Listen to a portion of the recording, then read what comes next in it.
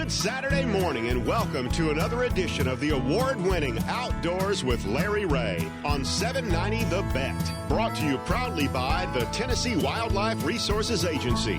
Now, here's your host, Larry Ray.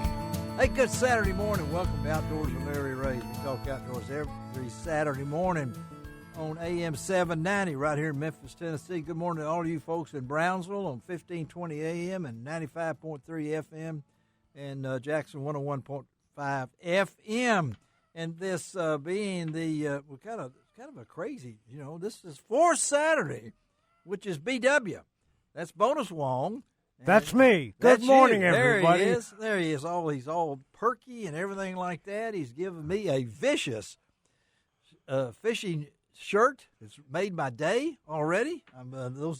Those guys are great, and it's a cool shirt. Thank you, Ron. Yeah, they've got, I've started using their fishing line now, and I got to tell you something, Larry.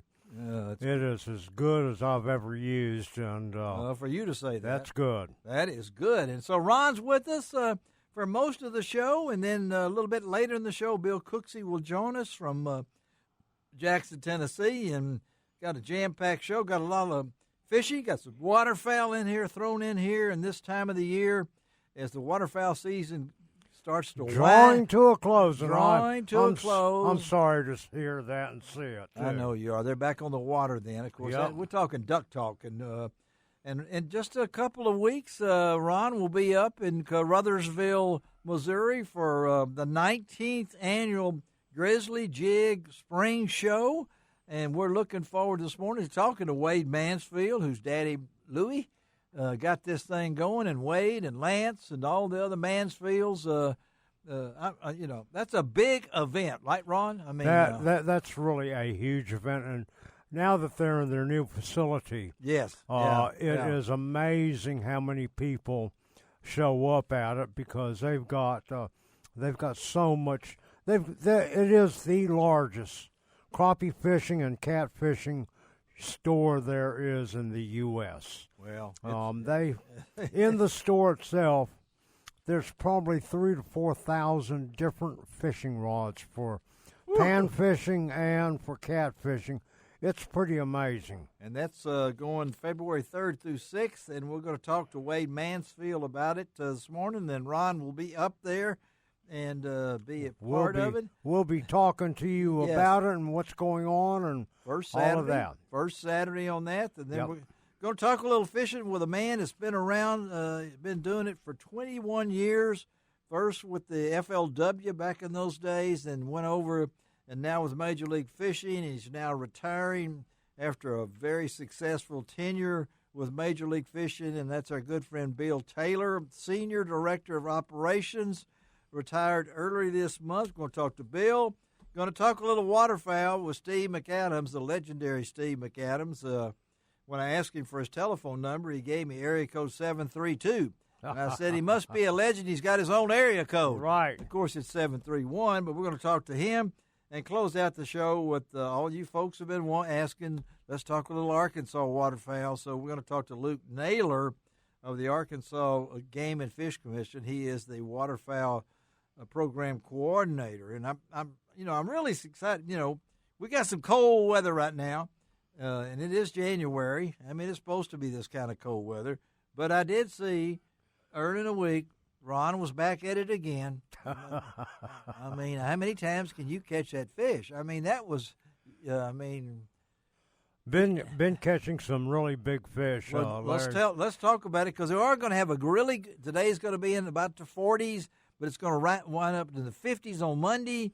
And then it's going to get cold again. Yeah, cold again. So and that's kind of good in a way. Because how's that good? Well, it bunches up the bait fish. And that's where the fish are going to be, wherever the bait fish are. Right now, the surface temperature in our area lakes are around the mid-40s. Mid-40s, up until 2 weeks ago, it was in the low 50s. So this is the first time this year that the water temperatures have fallen below 50 degrees. It's in the mid-40s about everywhere you would go. We have rising waters on the I-55 lakes. because of all the rain that we've had, but they are Yeah. still pulling it down to try to get it to winter pool in all of those lakes. But the fishing is still good. The fishing is still good. I have to tell you, the only thing that you have to remember What's that? is that when the water drops below 50, you have to slow down. Slow down. And I'm not you're good at able that. to catch fish.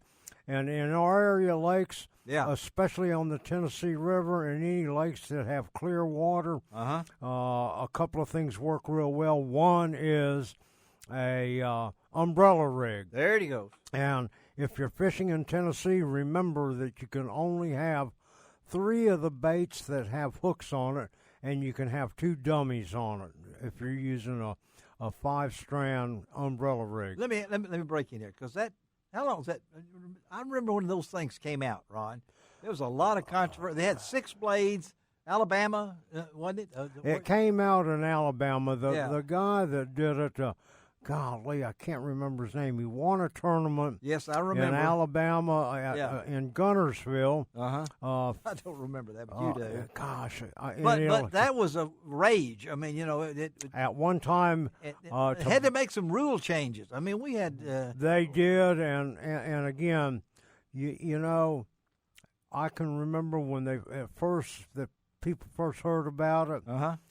To get one. Yeah, to get one was it hard. cost anywhere from $70 to $100 a rig. A rig. And I remember several months afterwards, I had the pleasure of fishing with Timmy Horton out of Alabama. Yeah. He's been on the show here before. Oh, yeah. And he had one. I go, wow, how did you get that? And he says, well, I can't tell you who I got it from. Yeah. But it costs a lot of money. Arm and a leg right there. And still, you know, they've come down on price now. You can get fully rigged with all the baits, 5 jig hooks, 5 baits, and the rig itself. For what? For around $20. Okay. I mean, but I didn't want to interrupt you, but you know, and that was something that I remember us talking about Yeah. on the show forever. You know, we were talking about it, and now they're out there. Okay, go ahead. And to fish it now, this time of the year, and this is the best time of the year to do it. Okay. Because come March and pre-spawn, yeah, it's overusing that. But it's just a matter of throwing it out. Okay. And counting it down to where the bait fish balls are. All right. And once you find a ball of bait fish, what you want to do is fish that rig right underneath it. And all the bait fish this time of the year, it's going to be suspended. They are, right. And so, like, if you're fishing in 20 feet of water and the bait fish are suspended in 10 feet, you're going to run that thing about 12, 13 feet deep on a slow retrieve. And the tip there that I have for everybody is get off of those 1/4 ounce, 3/8 ounce jig heads. Go to a 1/16 ounce or a 1/8 ounce, and that's what I use. Okay. With a 2/0, 3/0, 4/0 hook. He's giving away secrets here, y'all. Depending on what size swim bait you're using, I suggest using a 2.75 Rage Swimmer on the outside, 4 strands, and in the middle I like to use a 3.25 or a 3.75 in a different color. Amazing. Typically, that's where they'll bite them really, really well. He's not reading. Folks, he's just reading. I'm just saying this stuff. I'm trying to write it down, and he's not even writing it down. It's coming out of his head. Yeah. I mean, so that's the Alabama rig. Now, we're talking about that, and now we're at that time of and it's a good time of the year. Yeah, it's a good to time. use a What else? jig and pig. There you go. And what I like to use, so I can slow down and fish it well, a 1/4 or 3/8 ounce Denny Brower structured bait, or a Strike King Premier Pro with a rattle in it. There's a rattle. Black and blue, you can't go wrong with it. Up at Pickwick and the Tennessee River, anything with a green pumpkin color is always good. And I like to tip it with either a Rage Tail Menace or a Rage Bug, especially in June bug color. And the June and it bug. works well. And don't glide it on the bottom. Don't glide it on the bottom. Short hops on the bottom, 6 to 8 inches on the bottom, hopping it up.